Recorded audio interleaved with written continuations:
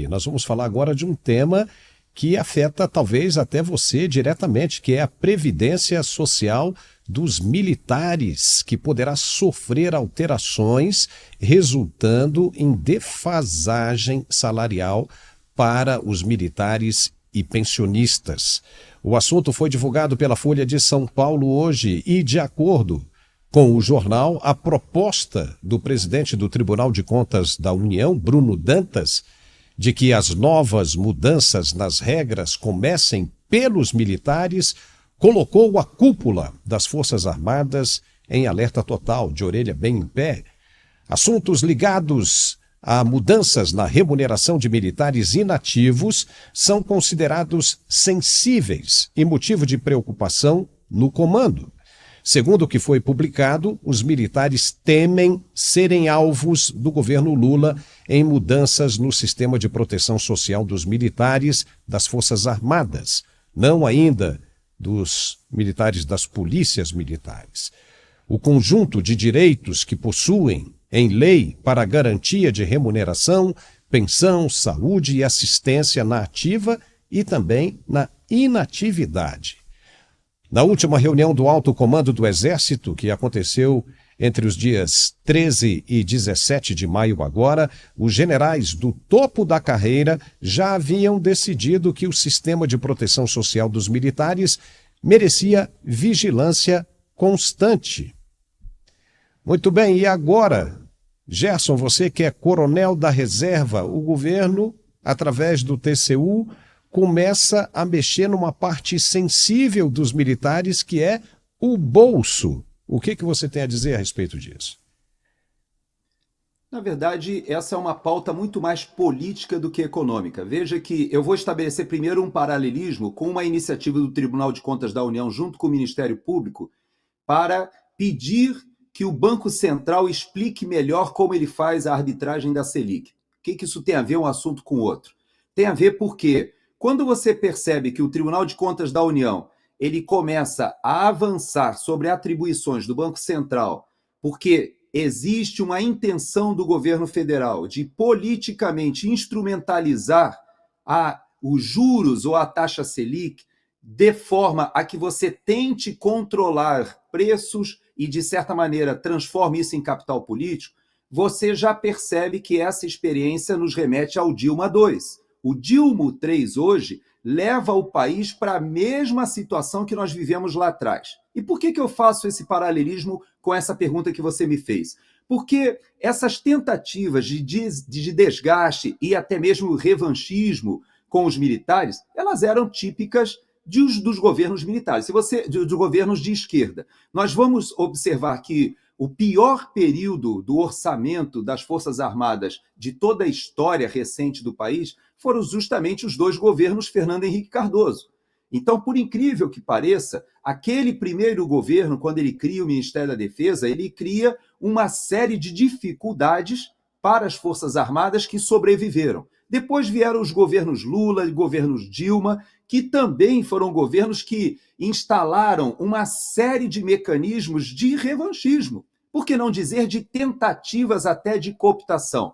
Veja que o José Dirceu, quando ele faz uma análise do período do impeachment da Dilma Rousseff, ele alerta que um dos erros que o PT cometeu foi não ter conseguido cooptar os militares. Eles entenderam que, se tivessem mantendo apenas uma boa relação, fazendo a utilização do orçamento da União de modo a proporcionar que os militares tivessem uma profissionalização maior, eles conseguiriam, talvez, trazer os militares para uma posição que apoiasse, por exemplo, o Conselho de Defesa Sul-Americano, que era uma ideia dentro da Unasul. Isso, na verdade, não aconteceu. Os militares acabaram indo ao Haiti por uma iniciativa até da política externa do PT, mas lá ficaram mais de 10 anos, se profissionalizaram e jamais foram cooptados por essa cúpula do PT. Bom, o Dirceu falava o seguinte: numa segunda oportunidade, nós precisamos trabalhar essa questão do estamento militar, essa rejeição que existe, esse anticorpo que existe dentro dos militares contra a ideologia marxista. Como é que a gente trabalha isso? Existem dois caminhos, ou pela humilhação, ou pela desmoralização, que é o caminho que a Argentina trilhou, e agora o Milei começa a recuperar até a autoestima dos militares lá na Argentina, ou você vai pela cooptação, como foi feito na Venezuela. Eu creio que o caminho que está sendo adotado no Brasil é o caminho da humilhação, da desmoralização. Por isso que eu tenho alertado muitas pessoas, Paulo, inclusive a você também. Eu vejo as suas críticas muito ácidas, vejo muitas pessoas fazendo críticas muito contundentes e às vezes não percebem que existe uma convergência aí de interesses que às vezes nós, da direita, somos instrumentalizados por aqueles que não entendem que o Brasil não caminha para um poder ou para uma situação de uma ditadura autoritária ainda, porque eles não têm ainda uma Guarda Nacional Bolivariana ou não têm um poder de impor essa ditadura. Por isso eles fazem via juristocracia com alguns membros da Polícia Federal. Eles não têm as polícias militares que no Brasil estão na mão dos governadores. Então, gostariam muito de ter uma força nacional mais robusta, mais musculosa. Esse foi o sonho ali do Flávio Dino, é o sonho do Lewandowski, mas eu creio que as Forças Armadas vão resistir, viu, Paulo? Nós passaremos também por esse período, como passamos pelo governo Fernando Henrique, passamos pelo governo Lula e Dilma. Nós sobreviveremos, eu tenho certeza. Eu diria que não tão ácido, mas alcalina. E vou te falar uma coisa, né? A justiça tem que ser feita. O Exército, agora sim, né, a gente consegue observar isso com muito mais clareza, está fazendo um excelente trabalho no Rio Grande do Sul. E o que a gente percebeu era justamente, talvez ali, uma intenção de fazer o que você acabou de dizer, de tentar humilhar e diminuir o esforço, o trabalho bem feito do Exército e das Forças Armadas no geral, no socorro das vítimas do Rio Grande do Sul. Essa coisa começou a aparecer agora e faz um certo sentido. Mas entendendo o que você falou, nos pareceu que você não acredita que esse tipo de ação proveniente do TCU irá adiante. Foi isso mesmo ou nós entendemos errado? Você acha que isso vai ficar apenas no campo político ou vai se efetivar com o governo Lula? Eles tentam aproveitar um momento muito peculiar. Se você observar, hoje nós temos os militares sendo atacados ou, pelo menos, sendo muitas e muitas vezes hostilizados nas redes sociais pela direita e pela esquerda. Esse é um momento singular que nós não tínhamos e muitos estão conseguindo agora, como você falou, discernir esse ardil que não é por acaso.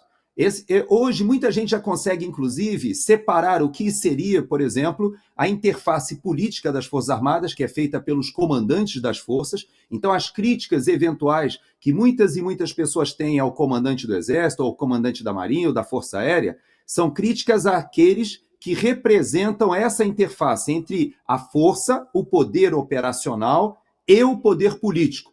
E quem está nessa posição sofre um desgaste muito grande. Agora, hoje eu acredito, como acredito em todos os outros setores, que todo e qualquer estrago que for feito pelos governos socialistas, pelos governos que têm essa visão mais estatizante, sejam nas Forças Armadas, sejam na parte econômica, seja na segurança pública, sejam nessas pautas identitárias, todo e qualquer avanço que eles fizerem serão avanços que serão revistos, ou serão refeitos, ou serão consertados muito em breve. Eu não creio que eles conseguirão avançar muito. Tentarão. Eu vi que já foi retomada, inclusive, aquela ideia de novamente voltar à questão da comissão dos desaparecidos, novamente tentam instrumentalizar a questão do 31 de março, aquilo foi negociado esse ano para tentar não escalar de novo. Partidos ou grupos mais radicais de esquerda tentam aproveitar esse momento em que a direita